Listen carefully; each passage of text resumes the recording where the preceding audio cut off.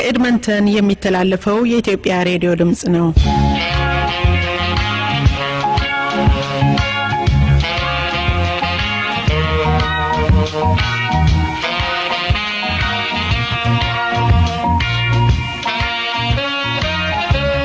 የኢትዮጵያ ሬዲዮ ድምጽ ከCJSR FM 88.5 ዘወትር እሁድ ከ3 እስከ 4 PM በአማርኛ ቋንቋ እያዘጋጀ የሚያቀርበውን ፕሮግራም አሁን ማሰማት ይጀምራል።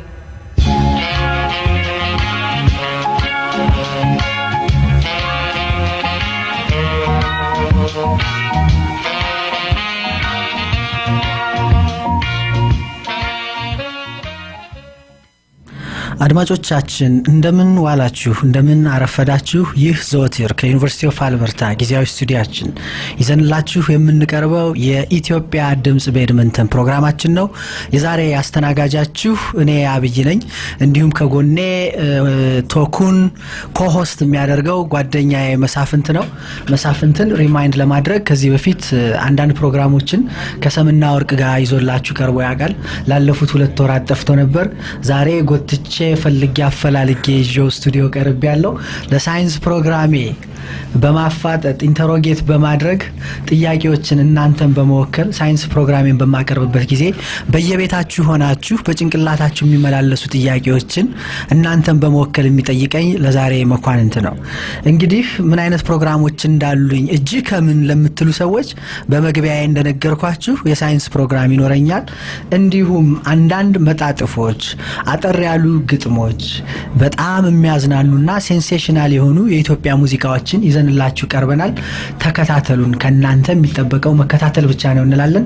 መኳንንት እስኪ ሰላም በላቸው። ከዛ በፊት ግን እንኳን አደረሳችሁ ለትንሳኤ በዓል፣ ለዳግማዊ ትንሳኤ በዓል እንኳን አደረሳችሁ እንላለን። መኳንንትም ሰላም ይላችኋል።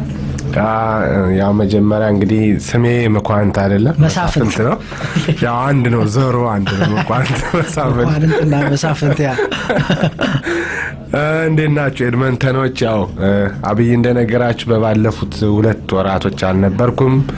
ያ በግል ጉዳይ ምክንያት ነው። እንግዲህ እንገናኛለን። ዛሬ አብይ ይዞ ይመጣል። ቆይታችን አሪፍ ይሆናል ብዬ ተስፋ አደርጋለሁ። ሳይንስ ነክ ነገሮችን እሱ በሚያቀርባቸው እኔ እየጠየኩት እየተማማርን እንዘልቃለን፣ እየተዝናናን ፈታያን። እስቲ መልካም ሰንበት እላችኋለሁ። መልካም ቆይታ። በነገራችን ላይ ፕሮግራሙን ለማቋረጥ ፕላን ያላችሁ ሰዎች ሳትጨርሱት እንዳትሄዱ። እጃችሁ ከምን የሳይንሱ ፕሮግራም ምንድነው የምትሉ ሰዎች የሰው ልጅ ሱፐር ሂዩማን መሆን ይችላል ወይ? ኢንቪዚብል መሆን፣ አለመታየት፣ ህመም የማይሰማው ወይም ፔን የማይሰማው ቆዳ ኮንስትራክት ማድረግ ይቻላል ወይ?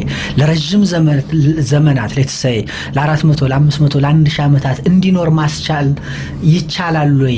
ምን አይነት ሳይንሶች አሉ? ምን አይነት ቴክኖሎጂ አሉ? how far are we from that የሚሉትን ነገሮች ይዘንላችሁ እንቀርባለን። እጅግ በጣም ኢንትረስቲንግ ነው። እንዳያመልጣችሁ ማለት ነው። እንደማቱሳላ ለመኖር ማለት ነው። እንደማቱሳላ ለመኖር ማለት ነው። እንግዲህ በመጽሐፍ ቅዱስ የምታውቁትን የእውነት በዛለም እንድትኖሩ ለማድረግ ሳይንስ ጥረቱን ቀጥሏል ማለት ነው። እስኪ ለመግቢያ ያህል አንድ ሙዚቃ እንጋብዝ።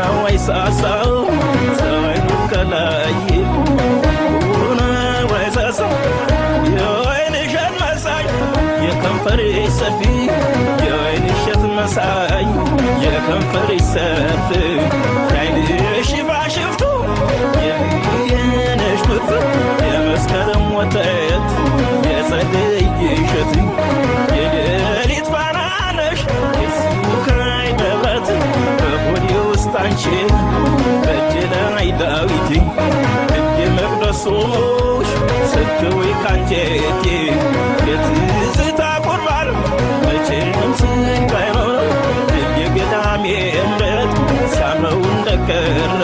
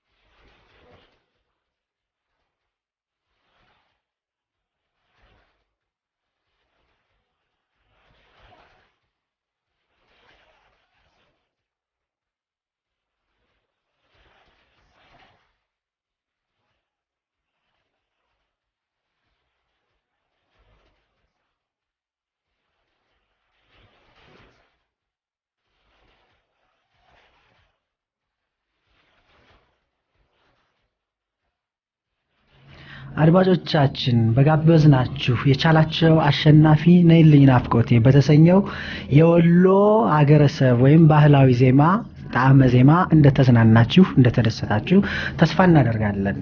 ጊዜ ግድ ብሎን ሙዚቃውን ለመቁረጥ ተገደናል። ወደሚቀጥሉት ፕሮግራማችን እናመራለን። ከዛ በፊት ግን አንድ የደረሰን ማስታወቂያ አለ። ያንን ለእናንተ እናቀርባለን። ግሬት ሬኔሳንስ ዳም 2014 የተሰኘ ለአባይ ግድብ የሚሆን የገቢ ማሰባሰቢያ የራት ግብዣ ይሄንን ጉዳይ ኦርጋናይዝ የሚያደርጉ ሰዎች አዘጋጅተዋል በኤድመንተን ከተማ ማለት ነው። ቀኑ ወይም ዕለቱ የሚካሄድበት ቀን ቅዳሜ ሳተርዴይ ሜይ 17 2014 እንደ አውሮፓውያን አቆጣጠር 6 ፒኤም ላይ ይሆናል። ቦታው ሎደርዴል ኮሚዩኒቲ ሊግ፣ አድራሻው 12937 እና 107 ስትሪት፣ የመግቢያ ዋጋ $50። ተጨማሪ ኢንፎርሜሽን ወይም መረጃ ለምትፈልጉ ሰዎች በስልክ ቁጥር 78095 1430 በመደወል ተጨማሪ መረጃ ማግኘት የምትችሉ መሆኑን ገልጻለን። ደግሞ አለው ግሬት ሬኔሳንስ ዳም ወይም ለአባይ ግድብ የገቢ ማሰባሰቢያ የራት ምሽት ወይም የራት ግብዣ ምሽት እንደማለት ነው። ዕለቱ ቅዳሜ ሜይ 17 2014 6 ፒኤም ላይ ቦታ ሎደርዴል ኮሚዩኒቲ ሊግ፣ አድራሻ 12937 እና 107 ስትሪት፣ የመግቢያ ዋጋ $50። ስልክ ቁጥሩን ለተጨማሪ መረጃ ለምትፈልጉ ሰዎች 78095211430 በመደወል ተጨማሪ መረጃ ማግኘት እንደምትችሉ የዝግጅት ክፍሉ ይገልጻል። ያንን ካልን በኋላ ለዛሬው ፕሮግራማችን አስተያየት መስጠት ቢያሰኛችሁ፣ ጥያቄ መጠየቅ ቢዳዳችሁ አየር ላይ ባልሆንበት ጊዜ ስልክ በመደወል በ780913442 እንዲሁም በእኔ ስልክ 587 እንደግመዋለን 780913442 እንዲሁም 587 ብትደውሉልን እንቀበላለን። አየር ላይ ባልሆንበት ጊዜ እንዳልኳችሁ በመደወል አየር ላይ በሆንበት ጊዜ ቴክስት በማድረግ አስተያየቶቻችሁን ማድረስ ትችላላችሁ። በድጋሜ እንኳን ለዳግማዊ ትንሣኤ በዓል አደረሳችሁ እንላለን ለክርስትና እምነት ተከታዮች በሙሉ። እስኪ መኳንንት ዝግጅቴን በመጣጥፍ ብጤ ነገር ብጀምር ምን ይመስላል? በጣም ደስ ይላል። እስቲ አንድ መጣጥፍ አቀርብላቸውና ወደ ሳይንስ ከመግባት በፊት አርጋቸው። እሺ መሳፍንት እየረሳሁንም አሁን መኳንንት እያልኩ ነው። ምንም ያው ነው። ዞሮ ተመሳሳይ ነው። እሺ ዛሬ ላቀርብላችሁ በመጀመሪያ የወደድኩት መጣጥፍ ወይም ትዝብት የአሌክስ አብርሃም ነው። አሌክስ አብርሃም ከዚህ በፊት ስራዎቹን ይዤላችሁ ቀርቤ ነበር። ዛሬ የአሌክስን ትዝብት እስኪ ላስደምጣችሁ። አገራችን ምን አይነት ቅዠት ውስጥ ነው ያለችው ጎበዝ ብሎ ይጀምራል። ኢንተርኔት ልጠቀም የገባሁበት ቤት ደላላና አንዲት ሴት ያወራሉ። ሴትየዋ ሰራተኛ ፈልጋ ነው። ደላላው አግኝቶላት ስለ ሰራተኛዋ እየጠየቀች ነው። ልብስ ማጠብ ትችላለች? በደንብ አለ ደላላው። እንጀራ መጋገርስ? በኔጣዩ ታሽሞነሙነዋለች። ንጽህናዋስ? በንጽህና እንኳን አትታማም፣ ፋርማሲውን የምታስመስለው ቤትሽን። ብሔሯ ምንድን ነው? በእውነት ቃል በቃል እንዲህ ብላ ጠየቀችው። መለሰላት። ትቅርብኝ አለች ሴትየዋ። በቃ እዚህም ደርሰናል። እጭ ራስ ሳይጠና ጉተናሉ። ይሄ በቁም መንቀዝ ነው ይለናል አሌክስ አብርሃም። እንደተዝናናችሁበት ትምህርትም እንዳገኛችሁ ተስፋ እናደርጋለን። አሁን ያለንበትን የኢትዮጵያ ወቅታዊ አመለካከት የሚያንጸባርቅ ይመስለኛል። በእንዲህ አይነት መልኩ መታየት ባንችል ሰው ምንድነው የሚሰራው፣ ምንድነው የሚናገረው፣ ምንድነው አመለካከቱ በሚለው ሰውን ጀጅ ማድረግ ይገባናል እንጂ ከዚህ ብሔር፣ ከዚህ አካባቢ፣ ከዚህ ቦታ ነው የሚሉት ነገሮች ጥሩ አይደሉምና ብናስብባቸው ለማለት ይመስለኛል አሌክስ አብርሃም ይህንን ጽሑፍ የከተበልን። እስኪ ደግሞ የህይወት ምሻውን ላካፍላችሁ። ህይወት ምሻው አሁን ድሬ ቲዩብ ላይ ሽሮ ወጥ በፋብሪካ ተመርቶ በየሱፐርማርኬቱ ሊሸጥ ነው የሚል ዜና ነበርኩ። ሽሮ ሆዬ ለዘመናት በድሃው ድስት ውስጥ ተከድና ስትንተከተክና ስትደነፋ የኖረችው ለካ ያለ ነገር አልነበረም። እንዲህ ቀን ሲወጣላት ለመተኮስ ነበር። ስለዚህ ዜና ሁላችንም የራሳችን ስሜት ይኖረናል። ግን ላስተዋለው ሰው ይህ ጉዳይ ብዙ ትርጉም ይመዛል። ተከድኖ የሚንተከተክ አንድ ቀን ይተኮሳል አይነት ትርጉም። እንግዲህ የሽሮ ድንፋታ ከድስቱ አያልፍም እያላችሁ ከድናችሁ የምታንተከትኩ ሁሉ አስቡበት ትለናለች ሕይወት ምሻው። እስኪ አንድ የሕይወት ምሻውን ላክል ሌላ ተጨማሪ። ኢትዮጵያዊ ያልሆኑ ጓደኞቼ 10 ጊዜ የቀድሞ ፕሬዝዳንታችን እንትን እየሰራ ነው፣ የቀድሞ መሪያችን እንትን ክፍለ ሀገር ሄዶ እንዲህ አደረገ፣ የቀድሞ ጠቅላይ ሚኒስትራችን ስብሰባ ላይ እንዲህ አሉ እያሉ ሲያወሩ ቀናው። እኛኮ ለመሪዎቻችን የቀድሞ የሚል ማዕረግ ለመስጠት እንድንታደል ወይ መግደል ወይ መሰደድ ወይ ደግሞ በእግዚአብሔር እጅ መሞት አለባቸው። ስለዚህ ባወሩኝ ቁጥር ውይይታችን የሚከተለውን ይመስላል። የእናንተስ የቀድሞ ጠቅላይ ሚኒስትር አሁን ምን እያደረገ ነው? በሕይወት የለም። ከዚያ በፊት የነበረው መሪያችሁስ ምን ይሰራል? ተሰዷል። ከሱ በፊት የነበረውስ? እሳቸው ደግሞ ተገለዋል። ያለ መታደል ጥግ ትለናለች ሕይወት ምሻው። ይሄንን ይመስላል። መኳንንት እንዴት አየው? ያው የወቅቱን የኢትዮጵያን ችግር የሚያሳዩ ጽሁፎች ናቸው ሁለቱም፣ የአሌክስም የሕይወት ምሻው። በነገራችን ላይ ሕይወት ምሻው በሽሙጧ ቁም ነገር አዘል ነገሮችን በማሽማጠጥ ዘይቤ የምትናገር ልጅ ነች። አሌክስም እንዲሁ በአጭር ልብ ወለዶች በትዝብቶች እንደዚህ የሚታወቅ ልጅ ነው። ጥሩ ነው የገለጹት። ከአሌክስ ጀምረ ብታየው አሁን ኢትዮጵያ ያለችበት ደረጃ ወርደን የ3000 ዓመት ዘመን ታሪክ አለ ምንል ሰዎች ወርደን እዚህ ደርሰናል። ዘር መቆጣጠር እና which በጣም አስጊ ደረጃ እነ ሩዋንዳ ምን እንደሆኑ አይተናል።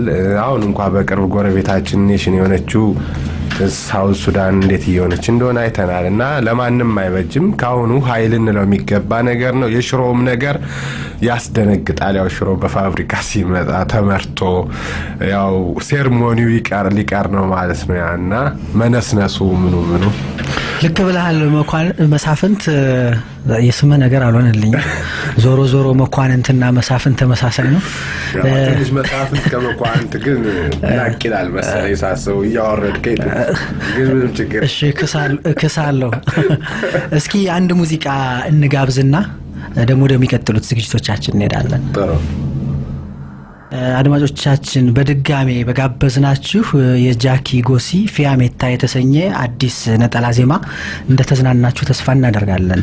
በመቀጠል ደግሞ የማቀርብላችሁ 2 አጠር ያሉ ግጥሞችን ይሆናል። እስኪ ተከታተሉኝ። የመጀመሪያው ላቀርብ የምወደው ጸሐፊው ሰለሞን ሳህለ ይሰኛል። የግጥሙ ርዕስ ያማል ነው። እንዲህ ያለ ይጀምራል። የሚወዱትን ሰው ቀጥሮ እንደመጠበቅ፣ የነፍሰ ጡርን ሞት አይቶ እንደመሳቀቅ እያለ ይቀጥላል። ለዚህ ግጥም መልስ የሚሆን አሌክስ አብርሃም ከዚህም የባሰ አመጣጥ አለ ወዳጄ፣ ከመዘግየትም የባሰ እንደማለት ነው። ሌላ ለዚህ ግጥም የሚሆን መልስ አሌክስ አብርሃም ስንኝ ቋጥሯል። ለዚህ መልስ የሚሆነውን ግን ዛሬ በጊዜ ምክንያት ልናቀርብ አንችልም።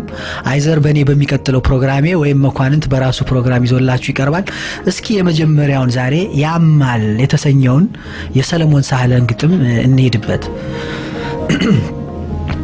እና እንደነገርኩሽ የሚወዱትን ሰው ቀጥሮ እንደመጠበቅ፣ የነፍሰ ጡርን ሞት አይቶ እንደመሳቀቅ፣ ባልታሰበ ናዳ ተመቶ እንደመውደቅ፣ ከተስፋ ጉልላት ተገፍቶ እንደመውደቅ፣ ታምር በበዛባት በዚች ቧልተኛ ዓለም ከዚህ የበለጠ ምንም ህመም የለም። አውቶቡሱ ያማል ሚኒባሱ ያማል፣ ላዳ ታክሲው ያማል። የማይጎል የሰው ጎርፍ ደራሽ ማዕበሉ የምባ ቅጥልጥሉ ምን ብዬ ልንገርሽ ያማል ይሄ ሁሉ። እና እንደነገርኩሽ የሚወዱትን ሰው ቀጥረው ካረፈደ የሚያፈቅሩትን ሰው ቀጥረው ካረፈደ ነገር ተበላሸ ህመም ተወለደ። ጨጓራ በገነ እሳት በንፋሎት መልክ በእታ ተነነ። የሚሆነው ሳይሆን የማይሆነው ሆነ። ሁሉም ተቀይሮ ተተካ በሲቃ ምን ብዬ ልንገርሽ የሚያማል በቃ።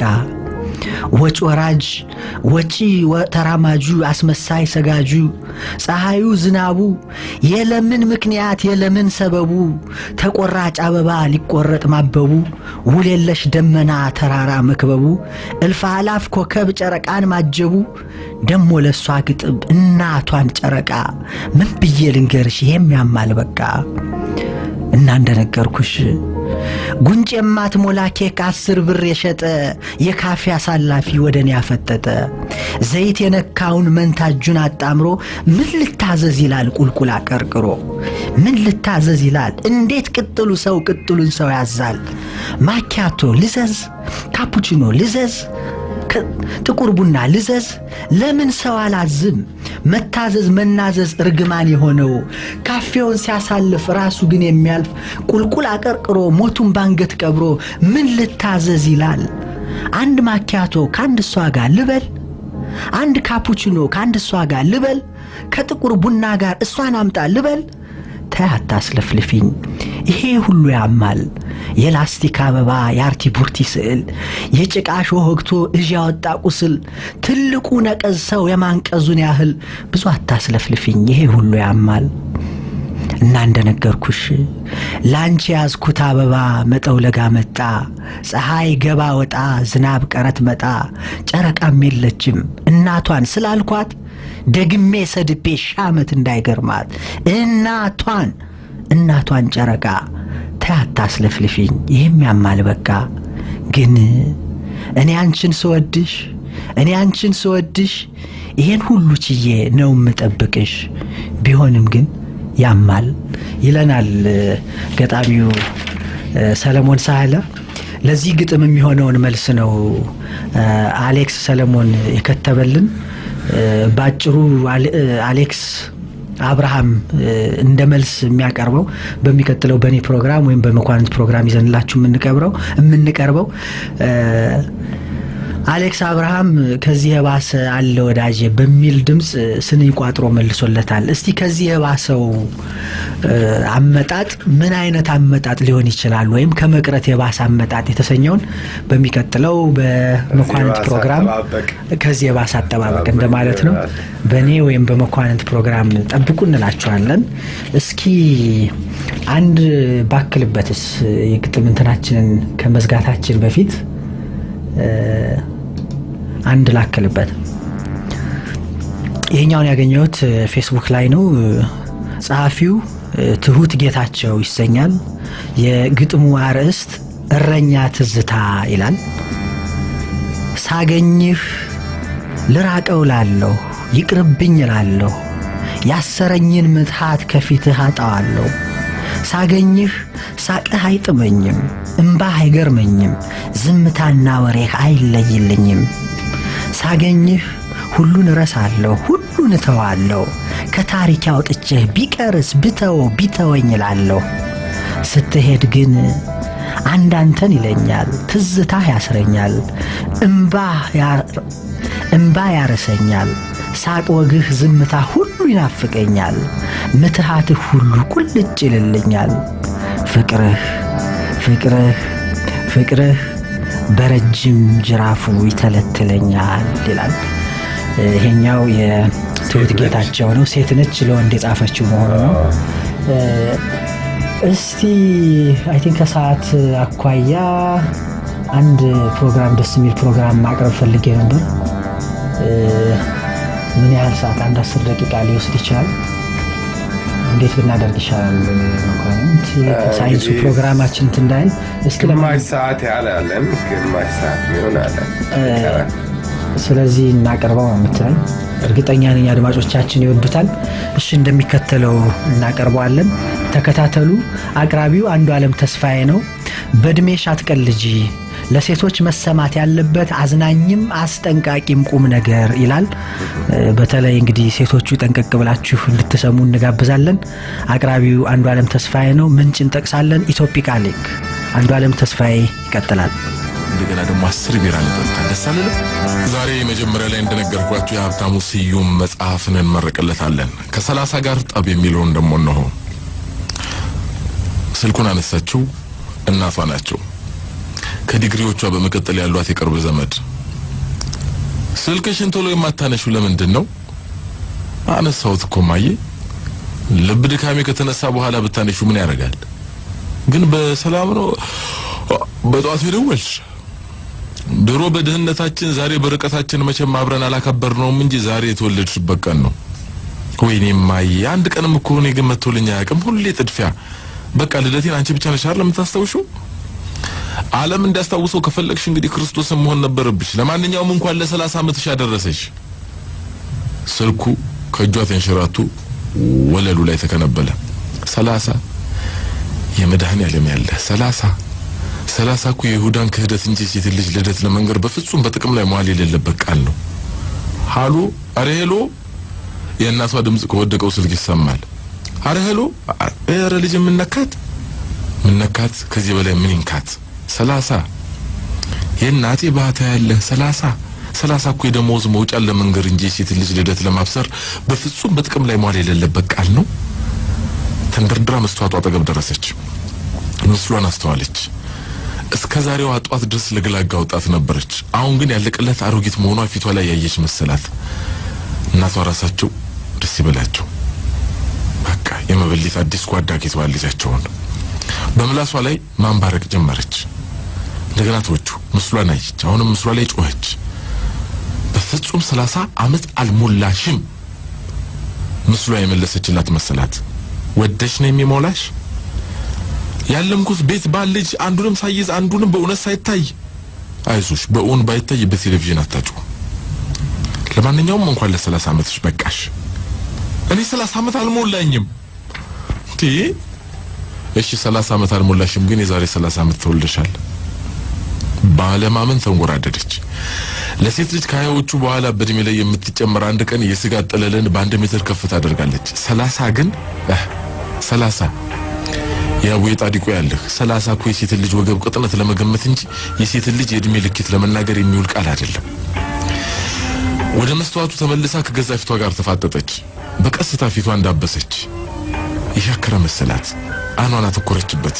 ያሞጭ ሆነባት። አንገቷን አስተዋለችው። ወይኔ ጉዲ! የእርጅና መስመሮች ያየች መሰሏት። እንጃልሽ እኔ 30 ዓመት አልሞላኝም። ምስሏን ተጠየፈቻት። ካልፈለክ ሰዎች ይጠይቁ። 30 አልሞላኝም። ምን በድብጽ ብልጫ የሚያንስም የሚጨምር እድሜ የለም። ቆንጆ እንዴ! እናስላው ከፈለግሽ 16 ዓመት ትምህርት ቤት ብለሽ ጀምሪ። ተመረች። 2 ተጨማሪ ዲግሪ ለማግኘት 6 ዓመት ፈጀሽ። ይሄን ቢሆን ሲደመር 22 ይሆናል። ገና እንደተወለድሽ ትምህርት ቤት እንኳን አልጀመርሽ። በ8 ዓመትሽ እንደጀመርሽ ስትናገር አልሰማሁም። ሐሞት አፈሰሰ። ያውም እናትሽ ቁጥር ላይ እስከዚህም ናቸው። በቃሽ ባክሽ። በሷ ስሌት 30 ነበር እያሉ የሚያወሩት የእድሜ ፌርማታ እንጂ የሚሆን ነገር ለመስራት የሚጀምሩበት ጊዜ አይደለም። ሴት ልጅ ባመላለሰችው ወንድ ቁጥር እንጂ በደረደረችው ዲግሪ ቁጥር የማትከበርበት ሀገር ውስጥ መሆኗ ዘግይቶ ነው የገባት። ሴት ልጅ ቤትሽ በጣም ያምራል፣ ባልሽ ይከይፋል፣ ልጅሽ ስታምር እንጂ ዲግሪሽ ያምር በጣም ዕውቀትሽ ቆንጆ ነው የሚል ባነሰበት ሀገር 30 ላይ መገኘት የህልም አውቶቡስ ከሄደ በሰቀቀን መሸኘት ሆነባት። 30 ወይኔ ጉዴ! ቁልቢ ገብርኤል ያለ 30 እኮ በሂሳብ መማሪያ ማስመሪያ ላይ የሚገኝ የመጨረሻ ቁጥር መጥሪያ እንጂ የሴት ልጅ እድሜ ማስገንዘቢያ ሲሆን ደስ አይልም። ሶፋው ላይ እንዘፋለች። ምናልባት ከወጣትነት ሀገር የመራቅ ወደ አሮጊትነት ዓለም የመጠጋት ስጋቷን ሙዚቃ ፍጹም ሌላ ወደ ሆነ ሐሳብ ቢመራል ብላ ለላሙና ያስቀረጸችውን ኮሌክሽን ሲዲ ከፈተች። ቴዎድሮስ ታደሰ ሳዱላይ ነይ አልቦሽና አስረሽ አልዌት ፋዛውና ሃይታውስ ለሃይታውስ ተንከራተት። ምን አረኩ? ከሳዱላነት ዘመን መራቄን በሾርኔ ልትነግረኝ ነው? ጥፋ። ኔክስት ድብን ወጣቷ ዘንጋታይ አረዝንክት ያርገ ይንግጥም ለተሾመ አሰግድ ይሰጠው የመሸኘው ወጣትነት መሆን አለበት። ኔክስት ሽግዋን ለግለጋን ነነነነ ጉብሊቷን እንደነሽ በሉልኝ የምታውቁ ቤቷን። ማሙድ አንተ እኮ ድሮንም ቀልድ አታውቅም። አላውቅልም ራስ ፈልጋት ይደዛው ማሙድ አካባቢ ጠብቃት። ሲዱን ድብን ወጣ ተንደርድረው ወደ መስታወቱ ተጠጋች። ታውቂያለሽ 30 እኮ የተረገመ ቁጥር አይደል እንዴ? እንደ ቁጥር መቆጠር እኮ የለበትም። ስለዚህ ከ31 እንጀምራ አለች መስሏ። አብደሻል እንዴ? እድሜ እኮ ጸጋ ነው። እንደዚህ ብሎ ያወሩት ባክሽ ሴት ልማቸው የተሟላላቸው ናቸው። አለበለዚያ እድሜ ጸጋ አይደለም። እሺ አንቺ ምን ቀረሽ? ምኑን ጀመርኩት? እንደ ኩዮቹ ወገቤን ተይዤ ፒያሳ ላይ እኮ አልታየሁም። በቃ ካሁን በኋላ መታየት ነው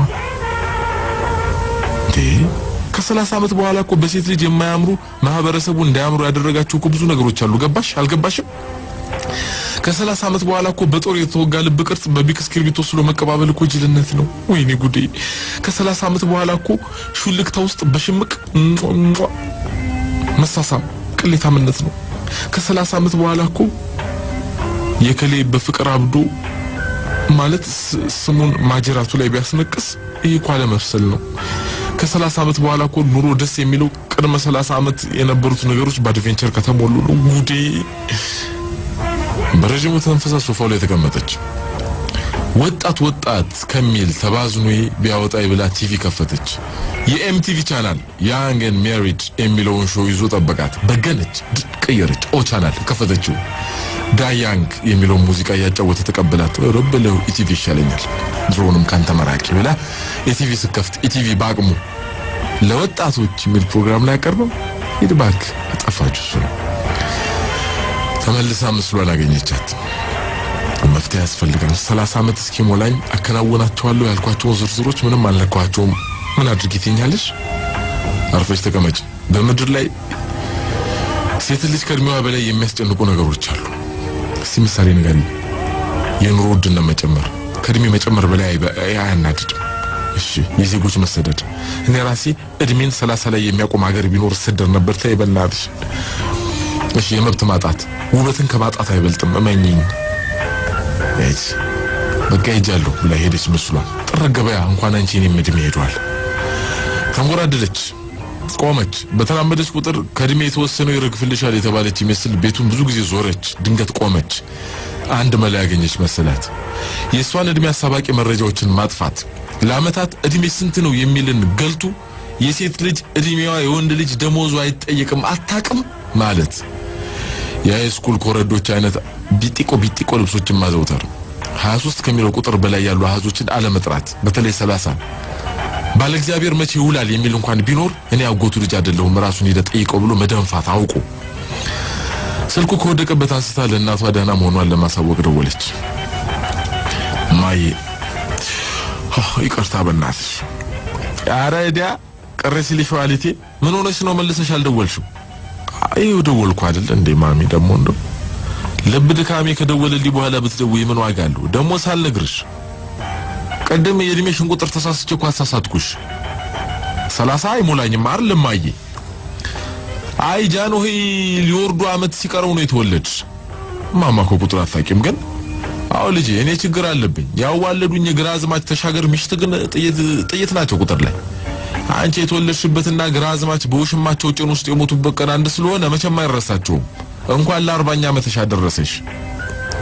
40 የጊዮርጊስ ያለ 40 እኮ የሞት ዓመት መታሰቢያ እንጂ ሴት ልጅ እድሜ ጣሪያ ሲገልጡበት ደስ አይደል? 40 ፌንት ምን አባቴ ላርጋት?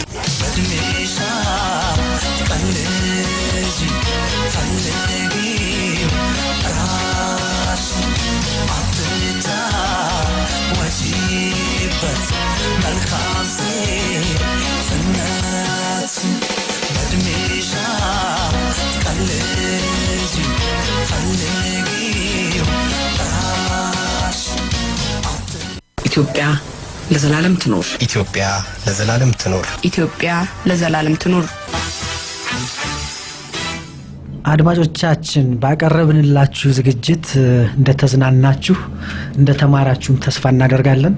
በተለይ ትምህርቱ ለሴቶች እህቶቻችን ይመስለኛል። እኔ እንደገባኝ ሰዓት ስለሌለን አጠር አድርጌ መኳንንት ያ ማለት እንግዲህ በአብዛኛው ሴቶች እህቶቻችን 30 ላይ እድሜያቸው ደረሱ ሲባሉ ይደነግጣሉ። አረጀው ምንም ሳልዘው ይላሉ። ፊዚካሊ የሆነ ብዙ ትምህርትም ቢይዙም ምንም ቢሉ ፊዚካሊ ግን የሆነ የማሸሹ ያሉ ይመስላቸዋል። ያን ፍርሃት ነው ያገለጸው። እውነት አለው በአንድ በኩል። አደንግጡ እንግዲህ ሴቶቻችን የተፈጥሮ ግዴታ ነው። እንደኔ እንደውም ወይን የሚጣፍጠው የሆነ ጊዜው እየቆየ ሲሄድ ነው እና አይ ቲንክ ያ ብቻ ሳይሆን ነገሮች በጊዜ መደረግ እንዳለባቸውም የሚያስተምር እንትን ይመስለኛል። በጊዜ መደረግ ለምሳሌ የትዳር ጓደኝነት ጥያቄዎች የመሳሰሉ ነገሮች ከወንዶች በሚቀርቡበት ጊዜ መግደርደሩ፣ መለመኑ፣ ብዙ ማይል ማስኬዱ ምናምን እንትልና ሳይታሰብ እድሜ ላይ ይደርሳል እና ከረፈደ በኋላ ማለት ነው ፓኒክ በተን መጫንና ሮንግ የሆነ ቾይስ ላይ እንትን ማለት ይሆናል። ብዙ ምርጫ ሴቶች ያው ከወንድ ለየት የሚያደርግ የራሱ የተፈጥሮ ነገር አለባቸው። መውለድ የሚያቆሙበት ጊዜ ገደብ አለው እና ከዛ በፊት ቢሆን ይሻላል እንጂ አሁን ማህበረሰቡ አግቢ ስላላት ምን ስላላት መፋጠንም የለባትም። ዝም ብላ አንዱ ዳህ መውደቅ የለባትም።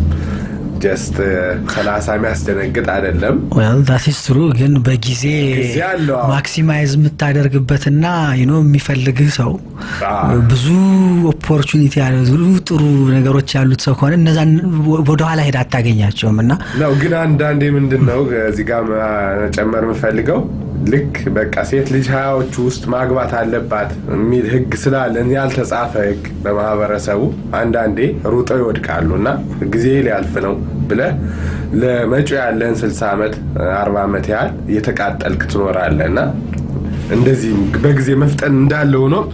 ደሞም ትኩረት መስጠትና በአንክሮ የትዳርን አጋር መመልከት ጥሩ ነው እላለሁ። አመሰግናለሁ። እንግዲህ ፍርዱን ለአድማጮች እንተዋለን። እስኪ ወደሚቀጥለው ፕሮግራማችን ለመሄድ አንድ ሙዚቃ እንጋብዝ።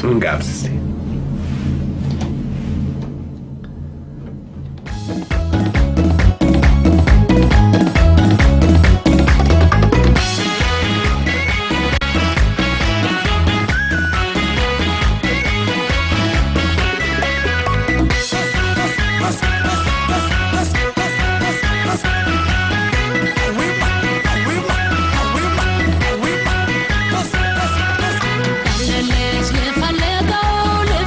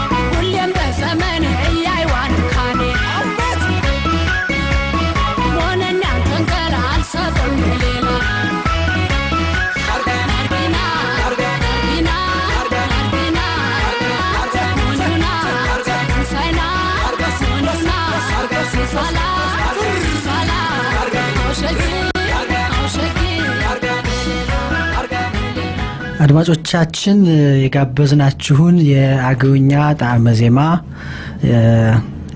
ያቀረብንላችሁን የአገውኛ ጣዕመ ዜማ ያንን ልጅ ልፈልገው የተሰኘውን የተጫወተችው ባንቻ አምላክ ነች የጋበዘቻችሁ ወደር የለሽን ጋባዣችሁን በእናንተና በዝግጅት ክፍላችን ስም እናመሰግናለን። በመቀጠል ወደ ሳይንሱ ፕሮግራማችን እንሄዳለን። የሳይንሱን ፕሮግራማችን የመግቢያ ሰግመንት አጫውተን